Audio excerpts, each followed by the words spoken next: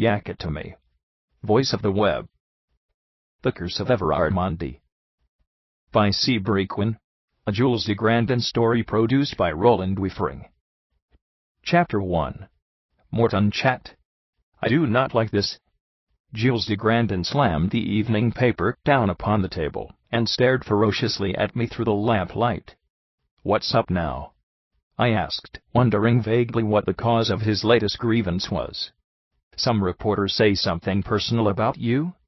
Parbleu, non, he would better try, the little Frenchman replied, his round blue eyes flashing ominously. Me, I would pull his nose and tweak his ears. But it is not of the reporter's insolence I speak, my friend. I do not like these suicides, there are too many of them. Of course there are, I conceded soothingly, one suicide is that much too many, people have no right to He cut in. You do misapprehend me, mon vieux. Excuse me one moment, if you please. He rose hurriedly from his chair, and left the room. A moment later I heard him rummaging about in the cellar. In a few minutes he returned, the week's supply of discarded newspapers salvaged from the dustbin in his arms. Now, attend me, he ordered, as he spread the sheets out before him and began scanning the columns hastily. Here is an item from Monday's Journal. 2 motorists die while driving cars. The impulse to end their lives apparently attacked 2 automobile drivers on the Albemarle Turnpike, near Lonesome Swamp, 2 miles out of Harrisonville, last night. Carl Plans, 31 years old, of Martins Falls, took his own life by shooting himself in the head with a shotgun while seated in his automobile, which he had parked at the roadside where the pike passes nearest the swamp. His remains were identified by 2 letters, one addressed to his wife, the other to his father, Joseph Plans, with whom he was associated in the real estate business at Martins Falls. A check for $300 and several other papers found in his pockets completed identification.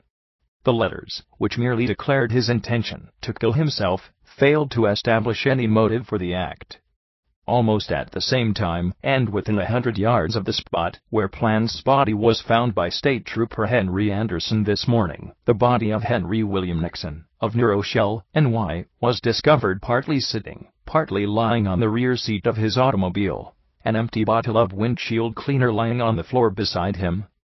It is thought this liquid, which contained a small amount of cyanide of potassium, was used to inflict death. Police Surgeon Stevens, who examined both bodies, declared that the men had been dead approximately the same length of time when brought to the station house. What think you of that, my friend, Hein? De Grandin demanded, looking up from the paper with one of his direct, challenging stares. Why, I began, but he interrupted. Hear this, he commanded, taking up a second paper. This is from the News of Tuesday. Mother and daughters die in death-packed. Police and heartbroken relatives are today trying to trace a motive for the triple suicide of Mrs. Ruby Westerfelt and her daughters, Joan and Elizabeth, who perished by leaping from the 8th floor of the Hotel Dolores, Newark, late yesterday afternoon. The women registered at the hotel, under assumed names, went immediately to the room assigned them, and 10 minutes later Miss Gladys Walsh, who occupied a room on the 4th floor, was startled to see a dark form hurtle past her window. A moment later a second body flashed past on its downward flight, and as Miss Walsh, horrified, rushed toward the window, a loud crash sounded outside. Looking out, Miss Walsh saw the body of a third woman partly impaled on the spikes of a balcony rail. Miss Walsh sought to aid the woman. As she leaned from her window and reached out with a trembling arm, she was greeted by a scream. Don't try. I won't be saved. I must go with mother and sister. A moment later the woman had managed to free herself from the restraining iron spikes, and fell to the cement area 4 floors below. And here is still another account, this one from tonight's paper. He continued, unfolding the sheet which had caused his original protest. High school co-ed takes life in attic. The family and friends of Edna Mae McCarty, 15-year-old co-ed of Harrisonville High School, are at a loss to assign a cause for her suicide early this morning. The girl had no love affairs, as far as is known, and had not failed in her examinations. On the contrary, she had passed the school's latest test with flying colors. Her mother told investigating police officials that overstudy might have temporarily unbalanced the child's mind. Miss McCarty's body was found suspended from the rafters of her father's attic by her mother this morning, when the young woman did not respond to a call for breakfast and could not be found in her room on the second floor of the house.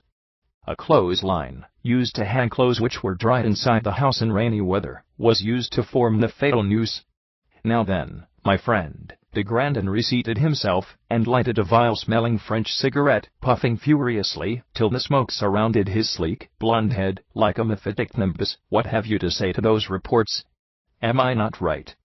Are there not too many, or entirely too many, suicides in our city? All of them weren't committed here, I objected practically, and besides, there couldn't very well be any connection between them. Mrs. Westerfelt and her daughters carried out a suicide pact, it appears, but they certainly could have had no understanding with the two men, and the young girl perhaps, maybe, possibly, he agreed, nodding his head so vigorously that a little column of ash detached itself from his cigarette and dropped unnoticed on the bosom of his stiffly starched evening shirt. You may be right, friend Trowbridge, but then, as is so often the case, you may be entirely wrong. One thing you know, I, Jules de Grandin, shall investigate these cases myself personally. They do interest me. I shall ascertain what is the what here. Go ahead, I encouraged. The investigation will keep you out of mischief, and I returned to the second chapter of Haggard's The Wanderer's Necklace, a book which I have read at least half a dozen times, yet find as fascinating at each rereading as when I first perused its pages. The matter of the 6 suicides still bothered him next morning. Trowbridge, my friend, he asked abruptly, as he disposed of his second helping of coffee, and passed his cup for replenishment, why is it that people destroy themselves? Oh, I answered evasively, different reasons, I suppose. Some are crossed in love, some meet financial reverses, and some do it while temporarily deranged. Yes, he agreed thoughtfully, yet every self-murderer has a real or fancied reason for quitting the world, and there is apparently no reason why any of these 6 poor ones who hurled themselves into outer darkness during the past week should have done so. All, apparently, were well provided for. None of them, as far as is known, had any reason to regret the past or fear the future. Yet, he shrugged his narrow shoulders significantly. Voila, they are gone. Another thing. At the Faculté de Médecine Legal and the Charité in Paris we keep most careful statistics, not only on the number, but on the manner of suicides. I do not think your Frenchman differs radically from your American when it comes to taking his life, so the figures for one nation may well be a signpost for the other. These self-inflicted deaths, they are not right. They do not follow the rules. Men prefer to hang, slash, or shoot themselves. Women favor drowning, poison or gas. Yet here we have one of the men taking poison, one of the women hanging herself, and 3 of them jumping to death. Nom canard, I am not satisfied with it. H''M, neither are the unfortunate parties who killed themselves, if the theologians are to be believed, I returned. You speak right, he returned, then muttered dreamily to himself, destruction of body and imperilment of soul. It is strange, it is not righteous. He disposed of his coffee at a gulp, and leaped from his chair. I go, he declared dramatically, turning toward the door. Where should I go, if not to secure the history of these so puzzling cases? I shall not rest, nor sleep, nor eat, until I have the string of the mystery skein in my hands. He paused at the door, a quick, elfin smile playing across his usual Eastern features. And should I return, before my work is complete, he suggested, I pray you, have the excellent Nora prepare another of her so magnificent apple pies for dinner. 40 seconds later the front door clicked shut, and from the dining room's oriel window I saw his neat little figure, trimly encased in blue chinchilla and grey worsted, pass quickly down the sidewalk, his ebony cane hammering a rapid tattoo on the stones, as it kept time to the thoughts racing through his active brain. I am desolated that my capacity is exhausted, he announced that evening, as he finished his 3rd portion of deep dish apple pie smothered in pungent rum sauce, and regarded his empty plate sadly. Perhaps it is as well. Did I eat more I might not be able to think clearly, and clear thought is what I shall need this night, my friend. Come, we must be going. Going where? I demanded. To hear the Reverend and estimable Mr. Maundy deliver his sermon. Who? Everard Maundy. But of course, who else? But, I stammered, looking at him incredulously, why should we go to the tabernacle to hear this man? I can't say I'm particularly impressed with his system. And aren't you a Catholic, de Grandin? Who can say? He replied, as he lighted a cigarette and stared thoughtfully at his coffee cup. My father was a Huguenot of the Huguenots, a several times great-grandsire of his cut has waked to freedom through the Paris streets on the fateful night of August 24, 1572. My mother was convent-bred, and as pious as anyone with a sense of humor, and the gift of thinking for herself could well be. One of my uncles, he for whom I am named, was like a blood brother to Darwin the Magnificent, and Huxley the scarcely less magnificent, also. Me, I am. He elevated his eyebrows and shoulders at once and pursed his lips comically. What should a man with such a heritage be, my friend? But come, we delay, we tarry, we lose time. Let us hasten. I have a fancy to bear what this Mr. Maundy has to say, and to observe him. See, I have here tickets for the 4th row of the hall. Very much puzzled, but never doubting that something more than the idle wish to hear a sensational evangelist urged the little Frenchman toward the tabernacle, I rose, and accompanied him. Parbleu, what a day! He sighed as I turned my car toward the down section. From coroner's office to undertakers I have run, and from undertakers to hospitals. I have interviewed everyone who could shed the smallest light on these strange deaths, yet I seem no further advanced, and when I began, what I have found out serves only to whet my curiosity. What I have not discovered. He spread his hands in a world-embracing gesture and lapsed into silence. The Jetchen Tabernacle, where the Rev. Everard Maundy was holding his series of non-sectarian revival meetings, was crowded to overflowing when we arrived, but our tickets passed us through the jostling crowd of half-skeptical, half-believing people who thronged the lobby, and we were soon in constant seats, where every word the preacher uttered could be heard with ease. Before the introductory hymn had been finished, de Grandin mumbled a wholly unintelligible excuse in my ear, and disappeared up the aisle, and I settled myself in my seat to enjoy the service as best I might. The Rev. Mr. Maundy was a tall, hatchet-faced man in early middle life, a little inclined to rant and make use of worked-over platitudes, but obviously sincere in the message he had for his congregation. From the half-cynical latitude of a regularly enrolled church member who looks on revivals with a certain disdain, I found myself taking keener and keener interest in the story of regeneration the preacher had to tell, my attention compelled not so much by his words as by the earnestness of his manner and the wonderful stage presence the man possessed. When the ushers had taken up the collection and the final hymn was sung, I was surprised to find we had been 2 hours in the tabernacle. If anyone had asked me, I should have said half an hour would have been nearer the time consumed by the service. My friend, did you find it interesting? De Grandin asked, as he joined me in the lobby and linked his arm in mine. Yes, very, I admitted, then, somewhat sulkily. I thought you wanted to hear him, too. It was your idea that we came here. What made you run away?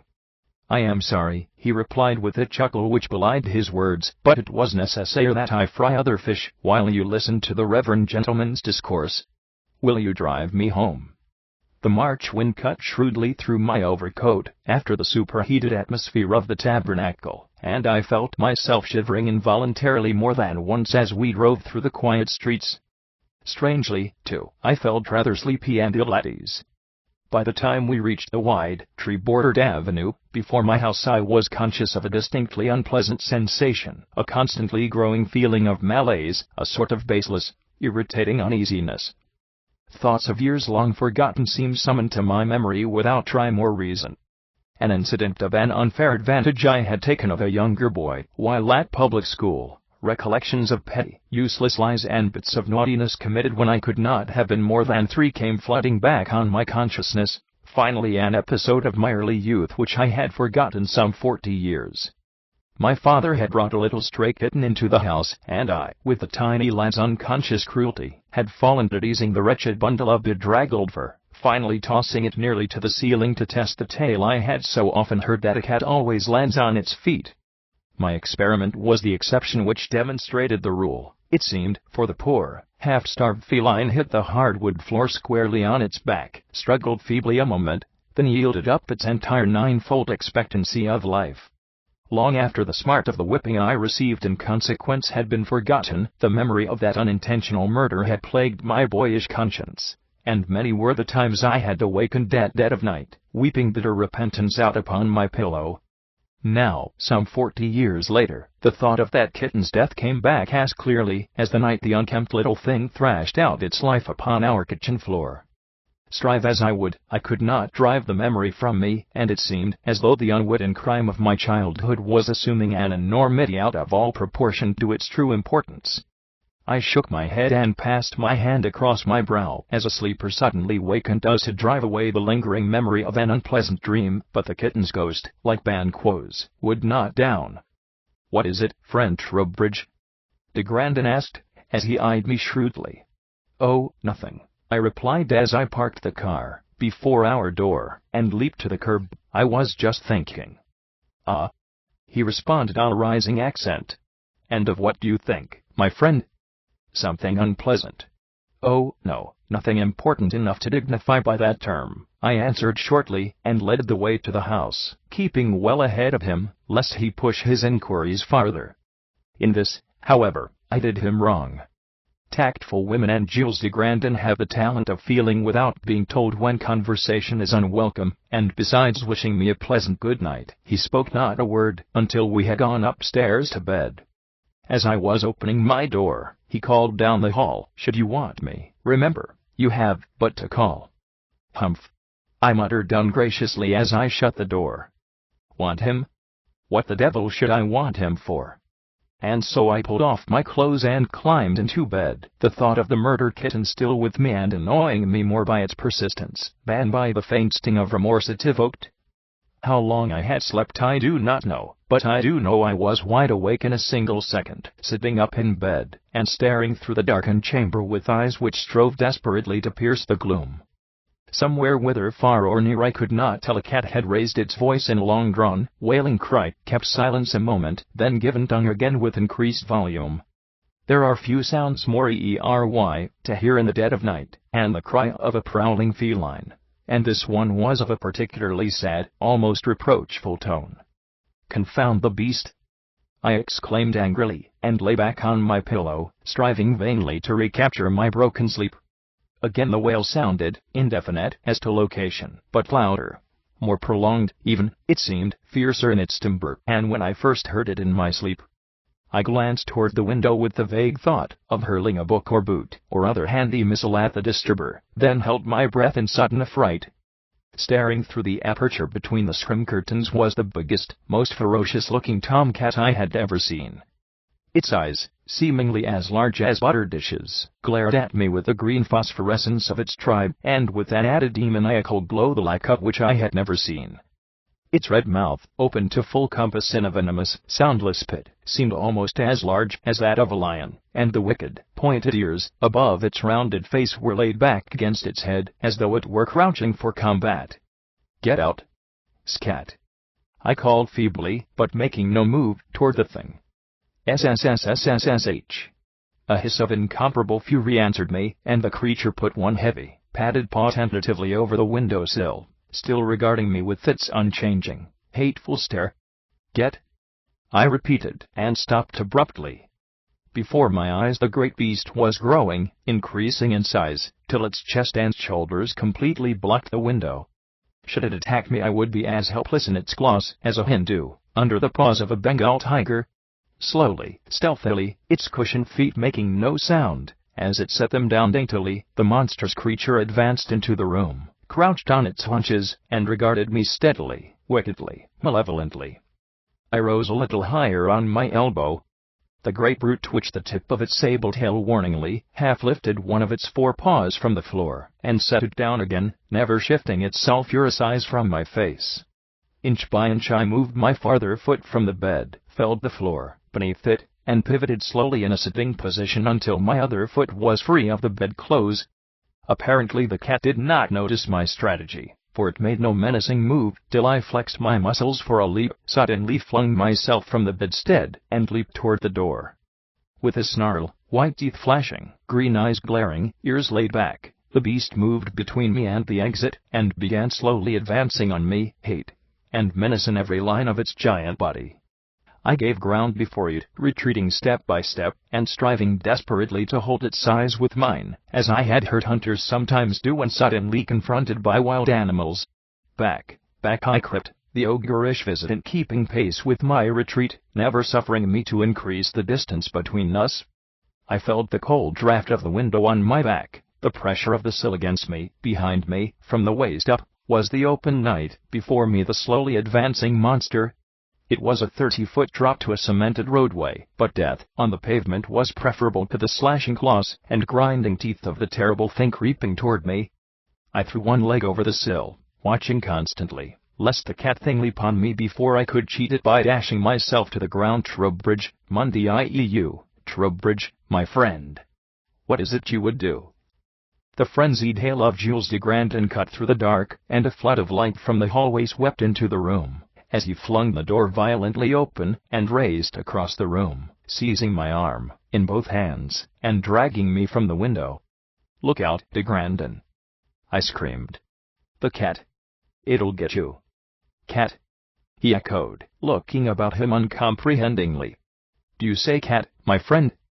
A cat will get me? Morton Chow, the cat which can make a mouse of Jules de Grandin is not yet whelped. Where's it, this cat of yours?" "There." I began, then stopped, rubbing my eyes. The room was empty. Save for de Grandin and me, there was nothing animate in the place. "But it was here," I insisted. "I tell you, I saw it, a great black cat, as big as a lion. It came in the window and crouched right over there, and was driving me to jump to the ground, when you came in on PORC. "Do you say so?" he exclaimed, seizing my arm again, and shaking me. "Tell me of this cat, my friend. I would learn more of this Purspurs, who comes into friend Trowbridge's house, grows great as a lion, and drives him to his death on the stones below. I think maybe the trail of these mysterious deaths is not altogether lost. Tell me more, mon ami, I would know all. Of course, it was just a bad dream," I concluded as I finished the recital of my midnight visitation, "but it seemed terribly real to me while it lasted." "I doubt it not," he agreed with a quick, nervous nod. "And on our way from the tabernacle tonight, my friend, I noticed you were much distray. Were you, perhaps, feeling ill at the time?" "Not at all," I replied. "The truth is, I was remembering something which occurred when I was a lad 4 or 5 years old, something which had to do with the kitten I killed, and I told him the whole wretched business." "You apostrophe him?" he commented when I had done. "You are a good man, Trowbridge, my friend. In all your life, since you attained to years of discretion, I do not believe you have done a wicked or ignoble act." "Oh, I wouldn't say that," I returned. "We all pardon you, I have said it. That kitten incident, now, is probably the single tiny skeleton in the entire closet of your existence, yet sustained thought upon it will magnify it even as the cat of your dream grew from cat's to lion's size. Pardon you, my friend, I am not so sure you did dream of that abomination in the shape of a cat which visited you. Suppose," he broke off, staring intently before him, twisting first one, then the other end of his trimly waxed mustache. "Suppose what?" I prompted. "None, we will suppose nothing tonight," he replied. "You will please go to sleep once more, my friend, and I shall remain in the room to frighten away any more dream demons which may come to plague you. Come, let us sleep." He tried to remain. He leaped into the white bed beside me and pulled the down comforter snugly up about his pointed chin. "And I'd like very much to have you come right over to see her, if you will," Mrs. Weaver finished. "I can't imagine whatever made her attempt such a thing. She's never shown any signs of it before." I hung up the telephone receiver and turned to de Grandin. "Here's another suicide, or almost suicide, for you," I told him half-teasingly. "The daughter of one of my patients attempted her life by hanging in the bathroom this morning." "Par la tête bleu, do you tell me so?" he exclaimed eagerly. "I go with you, chère amie. I see this young woman, I examine her. Perhaps I shall find some key to the riddle there. Parbleu, me, I itch, I burn, I am all on fire with this mystery. Certainly, there must be an answer to it, but it remains hidden, like a peasant's pig, when the tax collector arrives. "Well, young lady, what's this I hear about you?" I demanded severely, as we entered Grace Weaver's bedroom a few minutes later. "What on earth have you to die for?" I don't know what made me want to do it, doctor," the girl replied with a wan smile. "I hadn't thought of it before ever. But I just got too, sort of brooding over things last night, and when I went into the bathroom this morning, something inside my head, like those ringing noises you hear when you have a head cold, seemed to be whispering, 'Go on, kill yourself, you've nothing to live for. Go on, do it.' So I just stood on the scales and took the cords from my bathrobe and tied it over the transom, then knotted the other end about my neck. Then I kicked the scales away, and she gave another faint smile. 'I'm glad I hadn't locked the door before I did it,' she admitted." De Grandin had been staring unwinkingly at her with his curiously level glance throughout her recital. As she concluded, he bent forward and asked, "This voice which you heard bidding you commit an unpardonable sin, mademoiselle, did you, perhaps, recognize it?" The girl shuddered. "No," she replied, but a sudden paling of her face about the lips gave the lie to her word. "Pardonnez-moi, mademoiselle," the Frenchman returned. "I think you do not tell the truth. Now, whose voice was it, if you please?" A sullen, stubborn look spread over the girl's features, to be replaced a moment later by the muscular spasm which preludes weeping. It sounded like Fanny's," she cried, and turning her face to the pillow, fell to sobbing bitterly. "And Fanny, who is she?" De Grandin began, but Mrs. Weaver motioned him to silence with an imploring gesture. I prescribed a mild bromide and left the patient, wondering what mad impulse could have led a girl in the first flush of young womanhood, happily situated in the home of parents who idolized her, engaged to a fine young man, and without bodily or spiritual ill of any sort, to attempt her life. Outside, de Grandin seized the mother's arm, and whispered fiercely, "Who is this Fanny, Madame Weaver?" "Believe me, I ask not from idle curiosity, but because I seek vital information. Fanny Briggs was Grace's chum 2 years ago," Mrs. Weaver answered. "My husband and I never quite approved of her, for she was several years older than Grace, and had such pronounced modem ideas that we didn't think her a suitable companion for our daughter, but you know how girls are with their crushes. The more we objected to her going with Fanny, the more she used to seek her company, and we were both at our wits' ends when the Briggs girl was drowned while swimming at Asbury Park. I hate to say it, but it was almost a positive relief to us when the news came.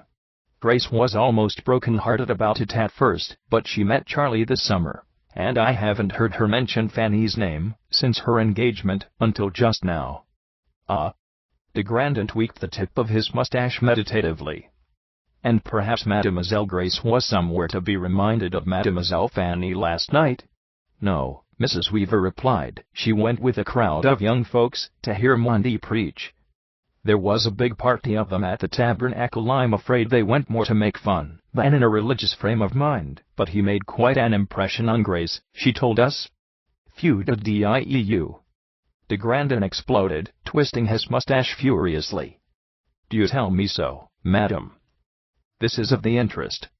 Madam, I salute you." He bowed formally to Mrs. Weaver, then seized me by the arm, and fairly dragged me away. "Trowbridge, my friend," he informed me, as we descended the steps of the Weaver portico, "this business, it has odeur de poisson. How is it you say?" "The fishy smell." "What do you mean?" I asked.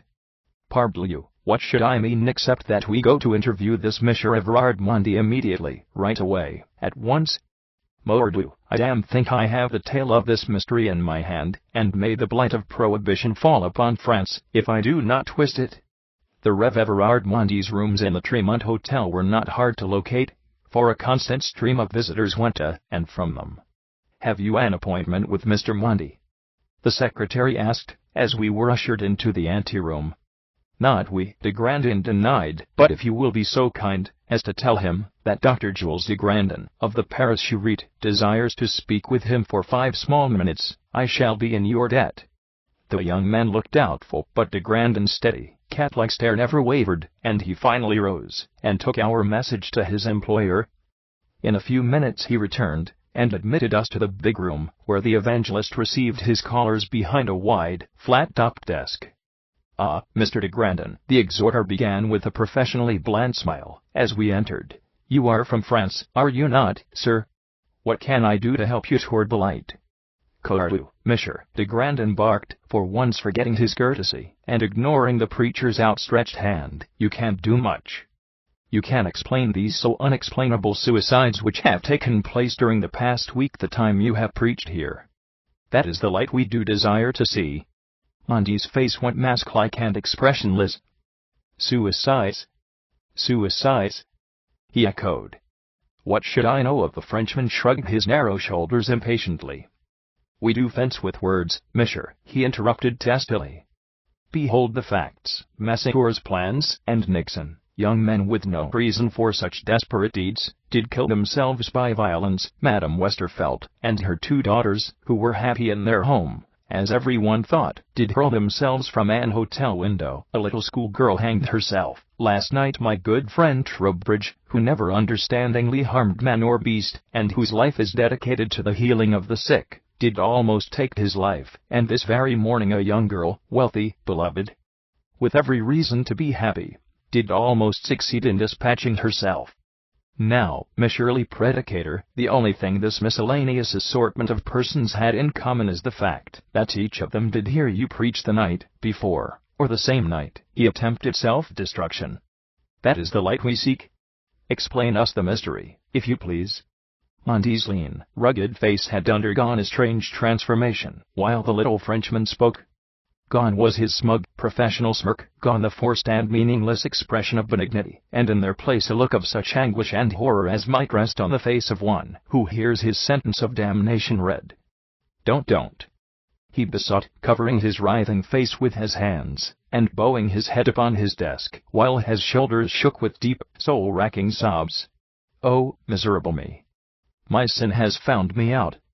For a moment he wrestled in spiritual anguish, then raised his stricken countenance, and regarded us with tear-dimmed eyes. "I am the greatest sinner in the world," he announced sorrowfully. "There is no hope for me on earth, or yet in heaven." De Grandin tweaked the ends of his mustache alternately, as he gazed curiously at the man before us. "Monsieur," he replied at length, "I think you do exaggerate. There are surely greater sinners than you. But if you would try view of the sin which gnaws your heart, I pray you shed what light you can upon these deaths, for there may be more to follow, and who knows that I shall not be able to stop them if you will, but tell me all." "Mea culpa!" Maundy exclaimed, and struck his chest with his clenched fists, like a Hebrew prophet of old. "In my younger days, gentlemen, before I dedicated myself to the salvaging of souls, I was a scoffer. What I could not feel, or weigh, or measure, I disbelieved. I mocked at all religion and sneered at all the things which others held sacred.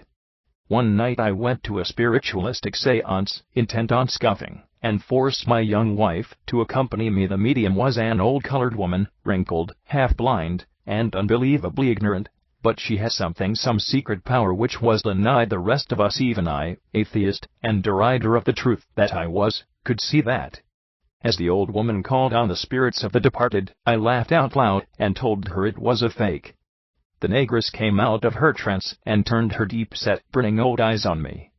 "White man," she said, "you is gwine ter feel mighty sorry FO''dem words. I tells you the spirits can HEAHWHUTYUH says, and they will take DEIR revenge on you and yours YES, and on DEM as fuller YUH. Till YUH wishes yo tongue had been cut out before YUH said DEM words dis YERA night." I tried to laugh at her, to curse her for a sniveling old faker, but there was something so terrible in her wrinkled old face that the words froze on my lips, and I hurried away. The next night my wife, my young, lovely bride, drowned herself in the river, and I have been a marked man ever since. Wherever I go it is the same. God has seen fit to open my eyes to the light of truth, and give me words to place His message before His people, and many who come to sneer at me go away believers. But wherever throngs gather to hear me bear my testimony, there are always these tragedies. Tell me, gentlemen, he threw out his hands in a gesture of surrender, must I forever cease to preach the message of the Lord to His people? I have told myself that these self-murders would have occurred, whether I came to town or not, but is this a judgment which pursues me forever? Jules de Grandin regarded him thoughtfully. Monsieur, he murmured, I fear you make the mistakes we are all too prone to make. You do sadly bond the IEU, with all the sins with which the face of man is blackened. What if this were no judgment of heaven, but a curse of a very different sort, Hein? You mean the devil might be driving to overthrow the effects of my work? The other asked, a light of hope breaking over his haggard face. You apostrophe M, perhaps let us take that for our working hypothesis, de Grandin replied. At present we may not say whether it be devil or devilkin which dogs your footsteps, but at the least we are greatly indebted to you for what you have told. Go, my friend, continue to preach the truth as you conceive the truth to be, and may the God of all peoples uphold your hands. Me, I have other work to do, but it may be scarcely less important. He bowed formally, and, turning on his heel, strode quickly from the room. That's the most fantastic story I ever heard, I declared, as we entered the hotel elevator. The idea! As if an ignorant old negress could put a curse on ZUT. De Grandin shut me off. You are a most excellent physician in the state of New Jersey, French Trowbridge, but have you ever been in Martinique, or Haiti, or in the jungles of the Congo Belgique? Of course not, I admitted, but I have. I have seen things so strange among the Valdois people, that you would wish to have me committed to a madhouse to die, but relate them to you. However, as that Monsieur Kipling says, that is another story. At the present we are pledged to the solving of another mystery. Let us go to your house. I would consider all this business of the monkey. Pardieu, it has as many angles as a diamond cut in Amsterdam.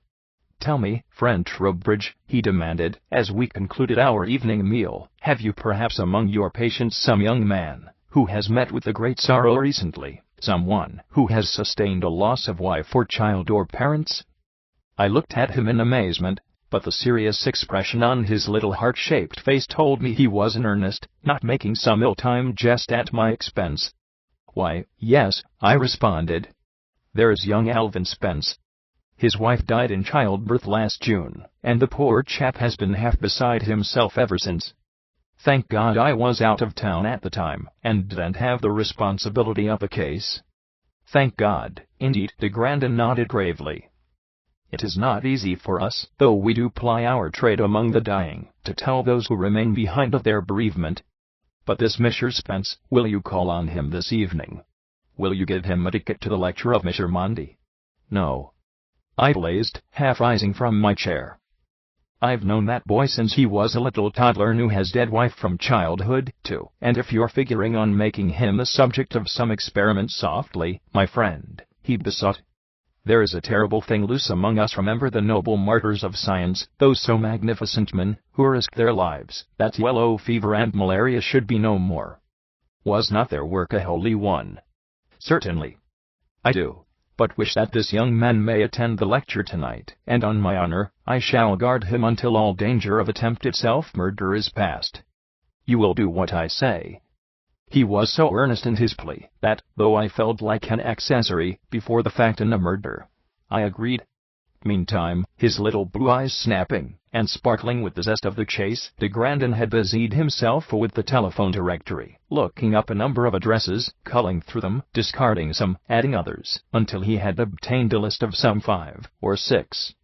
Now, mon vieux, he begged as I made ready to visit Alvin Spence on my treacherous errand, I would that you convey me to the rectory of St. Benedict's Church. The priest in charge there is Irish, and the Irish have the gift of seeing things which you colder-blooded Saxons may not. I must have a confab with this good Father O'Brien before I can permit that you interview the young Monsieur Spence. Mordieu, me, I am a scientist, no murderer. I drove him past the rectory, and parked my motor at the curb, waiting impatiently while he thundered at the door with the handle of his ebony walking-stick. His knock was answered by a little old man in clerical garb, and a face as round and ruddy as a winter apple. De Grandin spoke hurriedly to him in a low voice, waving his hands, shaking his head, shrugging his shoulders, as was his wont, when the earnestness of his argument bore him before it. The priest's round face showed first incredulity, then mild skepticism, finally absorbed interest. In a moment the pair of them had vanished inside the house, leaving me to cool my heels in the bitter March air. "You were long enough," I grumbled, as he emerged from the rectory. "Pardieu, yes, just long enough," he agreed. "I did accomplish my purpose, and no visit is either too long or too short, when you can't say that. Now to the house of the good Mr. Spence, if you will." "Mordieu, but we shall see what we shall see this night." 6 hours later de Grandin and I crouched shivering at the roadside, where the winding, serpentine Albemarle pike dips into the hollow beside the lonesome swamp. The wind, which had been trenchant as a shrew stung earlier in the evening, had died away, and a hard, dull bitterness of cold hung over the hills and hollows of the rolling countryside. From the wide salt marshes where the base tide crept up to mingle with the swamp's brackish waters twice a day, there came great sheets of brumous, impenetrable vapor which shrouded the landscape and distorted commonplace objects into hideous, gigantic monstrosities. "Mort un petit bonhomme, my friend," de Grandin commented between chattering teeth. "I do not like this place. It has an evil air. There are spots where the very earth does breathe of unholy deeds, and by the sacred name of a rooster, this is one such. Look you at this accursed fog. Is it not as if the specters of those drowned at sea were marching up the shore this night?" "UMPH," I replied, sinking my neck lower in the collar of my ulster, and silently cursing myself for a fool. A moment's silence, then. "You are sure Mr. Spence must come this way? There is no other road by which he can reach his home?" "Of course not," I answered shortly. "He lives out in the New Weiss development with his mother and sister. You were there this evening, and this is the only direct motor route to the subdivision from the city." "Ah, that is well," he replied, hitching the collar of his greatcoat higher about his ears. "You will recognize his car, surely?" "I'll try to," I promised, "but you can't be sure of anything on a night like this." "I'd not guarantee to pick out my own. There's somebody pulling up beside the road now," I interrupted myself, as a roadster came to an abrupt halt, and stood panting, its headlights forming vague, luminous spots in the haze. "Mais oui," he agreed, "and no one stops at this spot for any good until it has been conquered. Come, let us investigate." He started forward, body bent, head advanced, like a motion picture conception of an Indian on the warpath. 100 stealthy steps brought us abreast of the parked car. Its occupant was sitting back on the driving seat, his hands resting listlessly on the steering wheel, his eyes upturned as though he saw a vision in the trailing wisps of fog before him. I needed no second glance to recognize Alvin Spence, though the rapt look upon his white, set face transfigured it almost beyond recognition. He was like a poet beholding the beatific vision of his mistress, or a medieval eremite gazing through the open portals of paradise. De Grandin's whisper cut like a wire-edged knife through the silence of the fog-bound air. "Do you behold it, friend Trowbridge?" I whispered back, but broke the syllable half-uttered. Thin, tenuous, scarcely to be distinguished from the lazily drifting festoons of the fog itself, there was a something in mid-air, before the car, where Alvin Spence sat with his yearning soul looking from his eyes. I seemed to see clear through the thing, yet its outlines were plainly perceptible, and as I looked and looked again, I recognized the unmistakable features of Dorothy Spence, the young man's dead wife. Her body, of the tenuous, ethereal mass of static vapor could be called such, was bare of clothing, and seemed imbued with a voluptuous grace and allure the living woman had never possessed, but her face was that of the young woman who had lain in Rosedale Cemetery for 3/4 of a year. If ever living man beheld a simulacrum of the dead, we three gazed on the wraith of Dorothy Spence that moment. "Dorothy, my beloved, my dear, my dear." The man half whispered, half sobbed, stretching forth his hands to the spirit woman, then falling back on the seat, as the vision seemed to elude his grasp, when a sudden puff of breeze stirred the fog. We could not catch the answer he received, close as we stood, but we could see the pale, curving lips frame the single word "come," and saw the transparent arms stretched out to beckon him forward. The man half rose from his seat, then sank back, set his face in sudden resolution, and plunged his hand into the pocket of his overcoat. Beside me de Grandin had been fumbling with something in his inside pocket. As Alvin Spence drew forth his hand, and the dull gleam of a polished revolver shone in the light from his dashboard lamp, the Frenchman leaped forward like a panther. "Stop him, friend Trowbridge." he called shrilly, and to the hovering vision of accursed one. Begone, thou exile from heaven! Away, snake spawn! As he shouted, he drew a tiny pellet from his inner pocket, and hurled it point-blank through the vaporous body of the spectre. Even as I seized Spence's hand, and fought with him for possession of the pistol, I saw the transformation from the tail of my eye. As de Grandon's missile tore through its unsubstantial substance, the vision woman seemed to shrink in upon herself, to become suddenly more compact, thinner, scrawny. Her rounded bosom flattened to mere folds of leather like skin stretched drum-tight above staring ribs. Her slender graceful hands were horrid, claw-tipped talons, and the yearning, enticing face of Dorothy Spence became a mask of hideous, implacable hate, great-eyed, thin-lipped, beak-nosed, such a face as the demons of hell might show after a million years of burning in the infernal fires. A screech like the keening of all the owls in the world together split the fog-wrapped stillness of the night, and the monstrous thing before us seemed suddenly to shrivel, shrink to a mere spot of baleful, phosphorescent fire, and disappear like a snuffed-out candle's flame. Spence saw it, too. The pistol dropped from his nerveless fingers to the car's floor, with a soft thud, and his arm went limp in my grasp, as he fell forward in a dead faint. Parbleu, de Grandon swore softly, as he climbed into the unconscious lad's car. Let us drive forward, friend Trowbridge. We will take him home, and administer a soporific.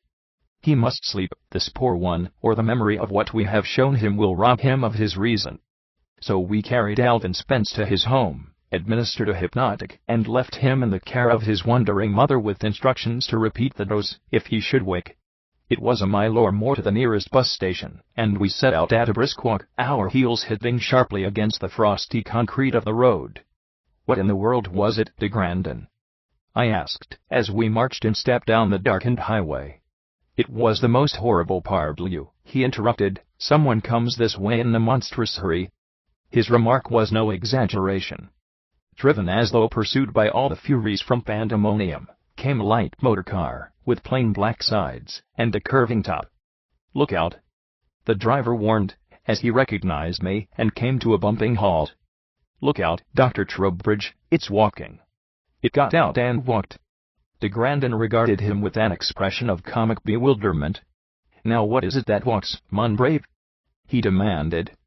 Mordieu, you chatter, like a monkey with a handful of hot chestnuts.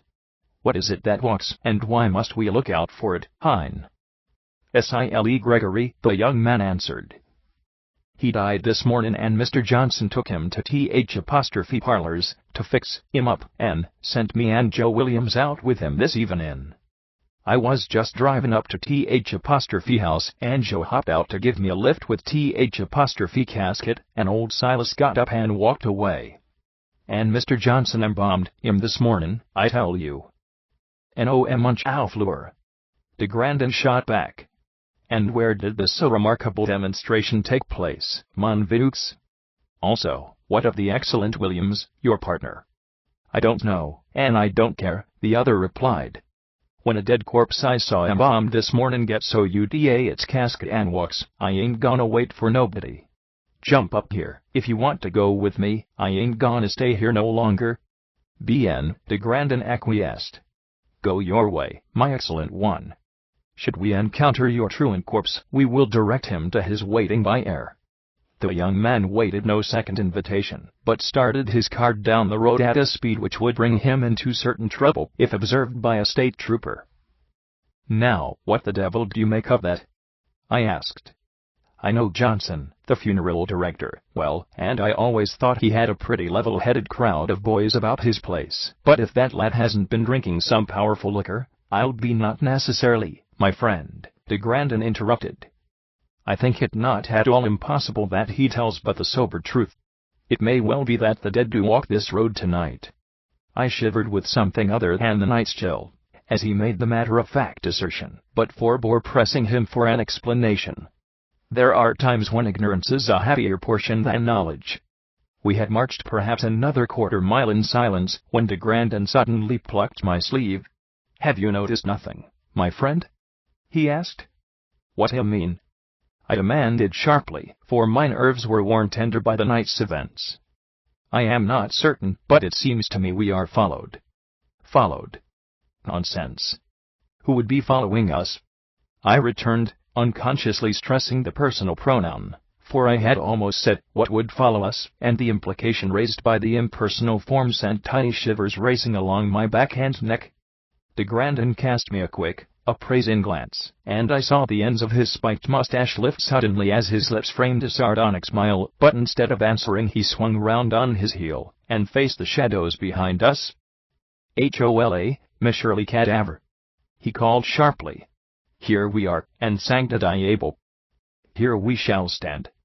I looked at him in open-mouthed amazement, but his gaze was turned steadfastly on something half-seen in the mist which lay along the road. Next instant my heart seemed pounding through my ribs, and my breath came hot and choking in my throat, for a tall, gangling man suddenly emerged from the fog and made for us at a shambling gait. He was clothed in a long, old-fashioned double-breasted frock coat and stiffly starched shirt topped by a standing collar, and white, ministerial tie. His hair was neatly, though somewhat unnaturally, arranged in the central part, above a face the color and smoothness of wax, and little flecks of talcum powder still clung here and there to his eyebrows. No mistaking it. Johnson, artist that he was, had arrayed the dead farmer in the manner of all his kind for their last public appearance before relatives and friends.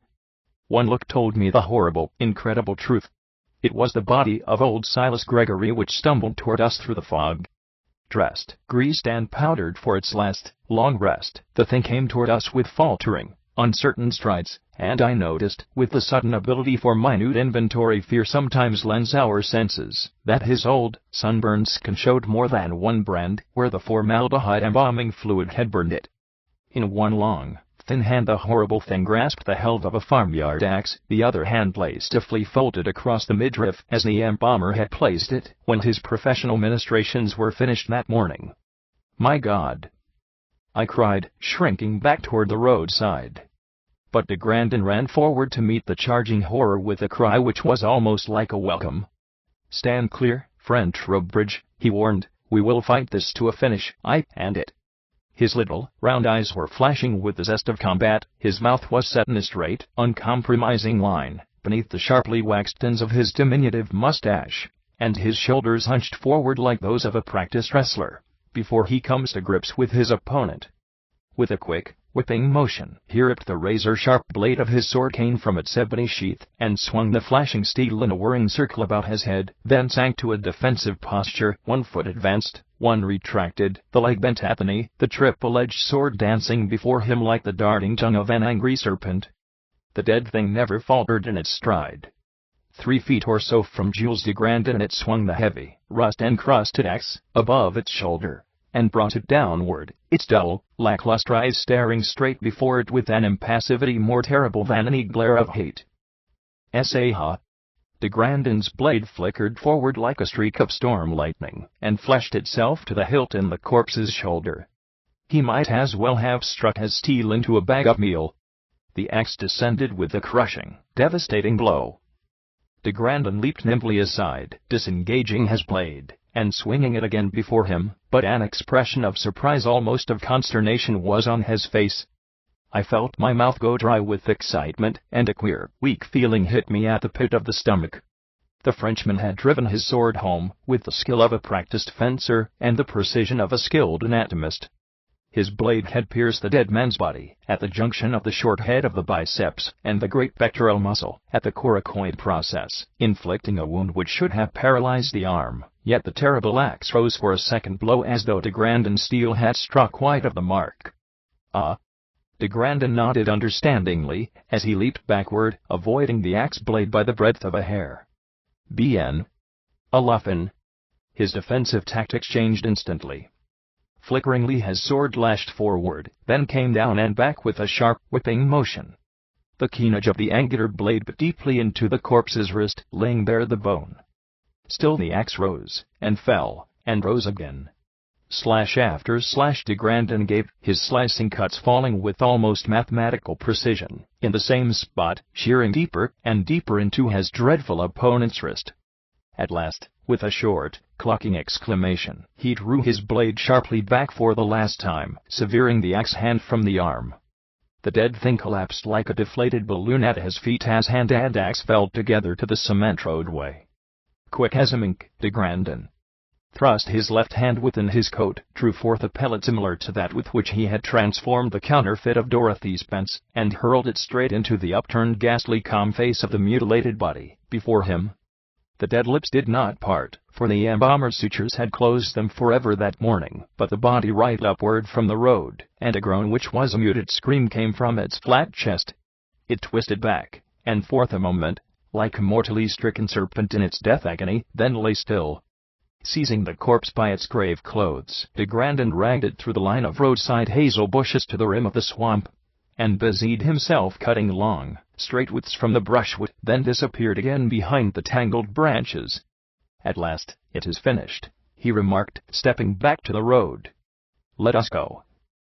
"Wha, what did you do?" I faltered. "I did the needful, my friend. Morbleu, we had an evil, a very evil thing imprisoned in that dead man, and I took such precautions as were necessary to fix it in its prison. A stake through the heart, a severed head, and the whole firmly thrust into the ooze of the swamp voila. It will be long before other innocent ones are induced to destroy themselves by that." But I began. "None, none," he replied, half laughing. "En avant, mon ami. I would that we return home as quickly as possible. Much work creates much appetite, and I make small doubt that I shall consume the remainder of that so delicious apple pie which I could not eat at dinner." Jules de Grandin regarded the empty plate before him with a look of comic tragedy. "May endless benizons rest upon your amiable cook, friend Trowbridge," he pronounced, "but may the curse of heaven forever pursue the villain who manufactures the woefully inadequate pans in which she bakes her pies. Hang the pies, and the plate-makers, too." I burst out. "You promised to explain all this hocus-pocus, and I've been patient long enough. Stop sitting there like a glutton, wailing for more pie, and tell me about it." "Oh, the mystery," he replied, stifling a yawn and lighting a cigarette. "That is simple, my friend, but these so delicious pies, however, I do digress. When first I saw the accounts of so many strange suicides within one little week I was interested, but not greatly puzzled. People have slain themselves since the beginning of time," and yet he shrugged his shoulders deprecatingly. "What is it that makes the hound scent his quarry, the war-horse sniff the battle afar off? Who can tell? I said to me, there is undoubtedly more to these deaths, and the newspapers have said. I shall investigate. From the coroners to the undertakers, and from the undertakers to the physicians, yes, parbleu, and to the family residences, as well, I did go, gleaning here a bit, and there a bit of information which seemed to me nothing, but which might mean much did I but have other information to add to it. One thing I ascertained early, in each instance the suicides had been to hear this Reverend Maundy the night before or the same night they did away with themselves. This was perhaps insignificant, perhaps it meant much. I determined to hear this Mr. Maundy with my own 2 ears, but I would not hear him too close by. Forgive me, my friend, for I did make of you the guinea pig for my laboratory experiment. I left in a forward seat, while the reverend gentleman preached me. I stayed in the rear of the hall, and used my eyes as well as my ears. What happened that night?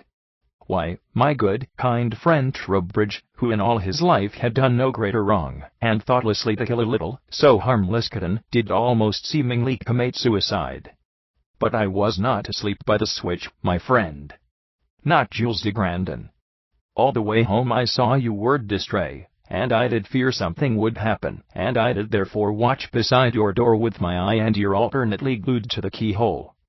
Parbleu, I entered the chamber not one little second too soon, either. This is truly strange, I tell me. My friend hears this preacher and nearly destroys himself. 6 others have heard him, and have quite killed themselves. If friend Trowbridge were haunted by the ghost of a dead kitten, why should not those others, who also undoubtedly possess distressing memories, have been hounded to their graves by them? There is no reason why they should not, I tell me. Next morning comes the summons to attend the young Mademoiselle Weaver. She, too, have heard the preacher. She, too, have attempted her life. And what does she tell us? That she fancied the voice of her dead friend urged her to kill herself. I say to me, this whatever it is which causes so much suicide may appeal by fear, or perhaps by love, or by whatever will most strongly affect the person who dies by his own hand. We must see this Mr. Maundy. It is perhaps possible he can tell us much. As yet I can see no light. I am still in darkness, but far ahead I already see the gleam of a promise of information. When we see Mr. Everard Maundy, and he tells us of his experience at that seance so many years ago, parbleu, I see it all, or almost all. Now, what was it acted as agent for that aged sorceress curse? He elevated one shoulder, and looked questioningly at me. How should I know? I answered. Correct, he nodded. How, indeed? Beyond doubt it were a spirit of some sort. What sort we do not know. Perhaps it were the spirit of some unfortunate who had destroyed himself, and was earthbound, as a consequence. There are such. And, as misery loves company in the proverb, so do these wretched ones seek to lure others to join them in their unhappy state. Or, maybe, it were an elemental. A what? I demanded. An elemental in a Trarian. What the deuce is that? For answer he left the table, and entered the library, returning with a small red leather-bound volume in his hand. You have read the works of Monsieur Rossetti? He asked. Yes. You recall his poem, Eden Bowers, perhaps? H''M, yes, I've read it, but I never could make anything of it. Quite likely, he agreed, its meaning is most obscure, but I shall enlighten you. Attendez-moi. Thumbing through the thin pages he began reading at random. It was Lilith, the wife of Adam. Not a drop of her blood was human, but she was made like a soft, sweet woman. Lilith stood on the skirts of Eden. She was the first that thence was driven. With her was hell, and with Eve was heaven. What bright babes had Lilith and Adam!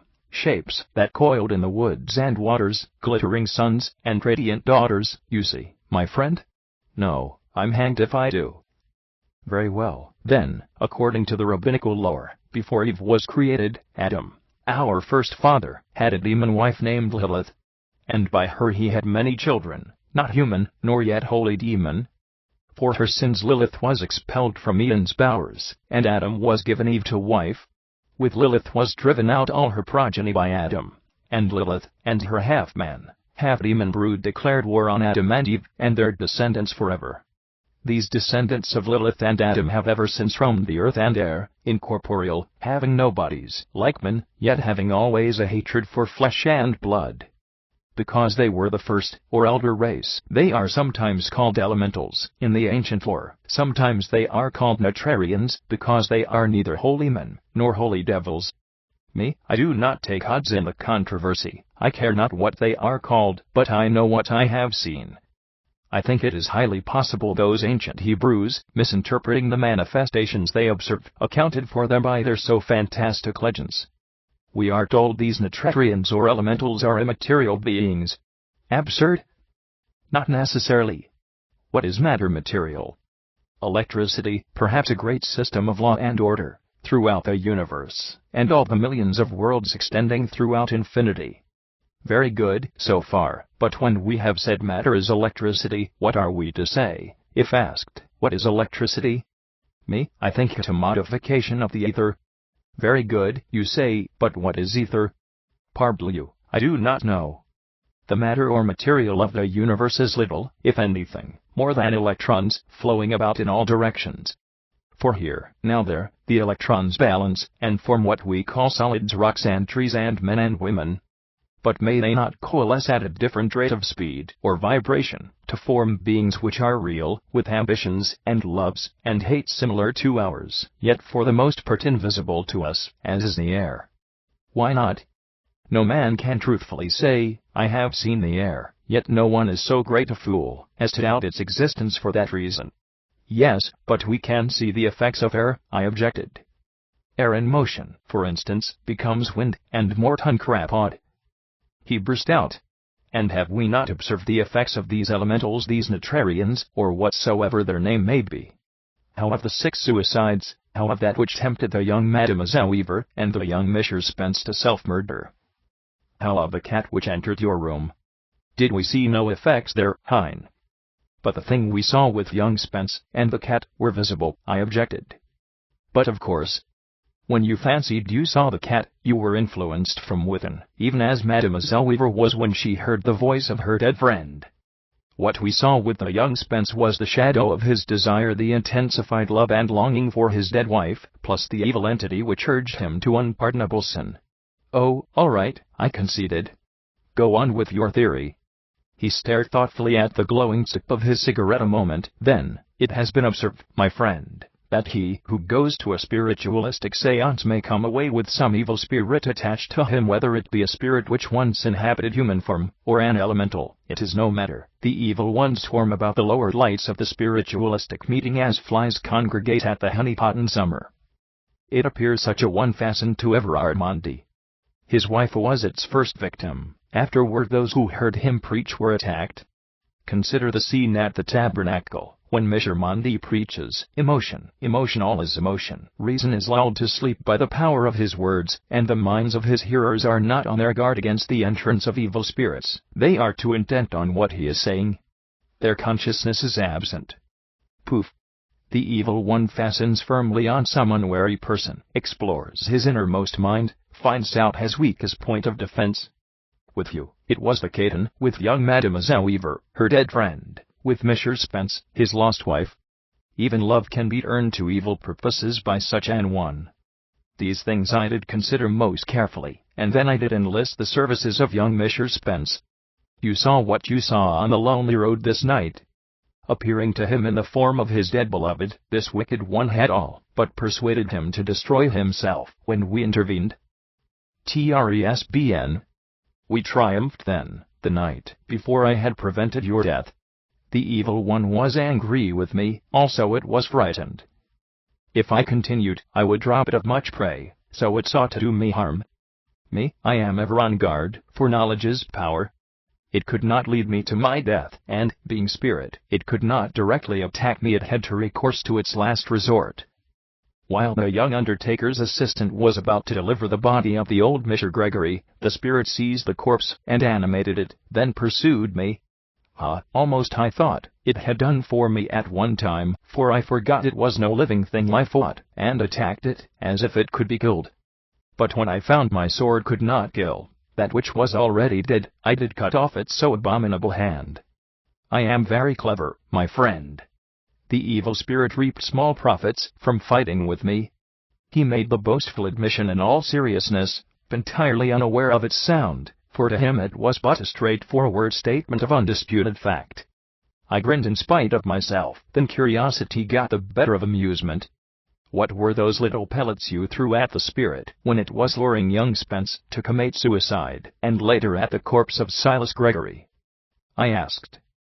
His elfish smile flickered across his lips, then disappeared as quickly as it came. It is better you do not ask me that, mon cher.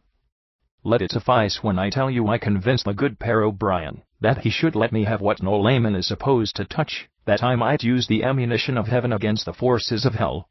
But how do we know this elemental, or whatever it was, won't come back again?